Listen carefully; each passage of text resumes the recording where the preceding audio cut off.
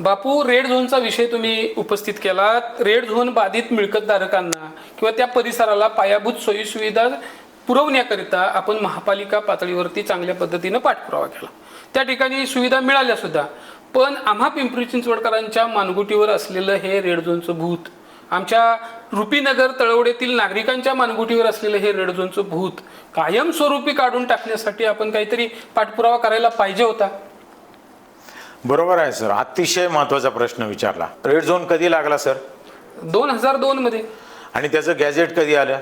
मला वाटतंय 2004 मध्ये.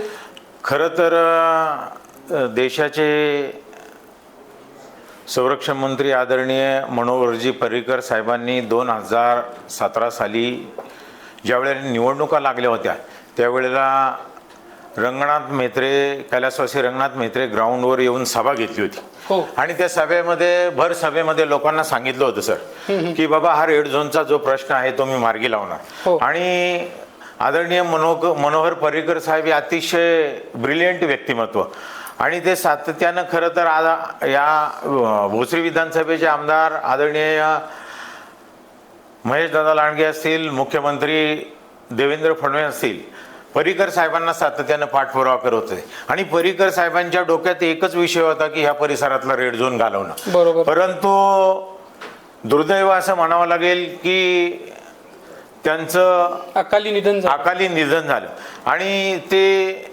त्या निधन झाल्यामुळं हा आमचा प्रश्न. त्यांच्या निधनानंतर जे काही केंद्रीय संरक्षण मंत्री होते त्यांच्याकडे आपण काही पाठपुरावा केलाय का? नाही, त्यांच्या अगोदर जे केंद्रीय संरक्षण मंत्री होते त्यांनी खऱ्या अर्थानं या परिसराची त्यांना जाणीव होती आणि या परिसराचं पूर्णमध्ये ते प्रतिनिधित्व करते. खरं तर त्यांनीच हा प्रश्न मार्गी लावायला पाहिजे होता. आणि खरं तर आजार झाल्यानंतर त्याला औषधोपचार आणि बाकीच्या गोष्टी करण्यापेक्षा आजार होण्या अगोदरच उपचार करायला पाहिजे होते. आणि त्या मंत्रिमंडळामध्ये खऱ्या अर्थानं एक प्रभुत्व आणि ताकद नेतृत्व करत असताना त्यांनीच तो प्रश्न मार्गी लावायला पाहिजे होता. त्यांच्याकडून ते झालं नाही.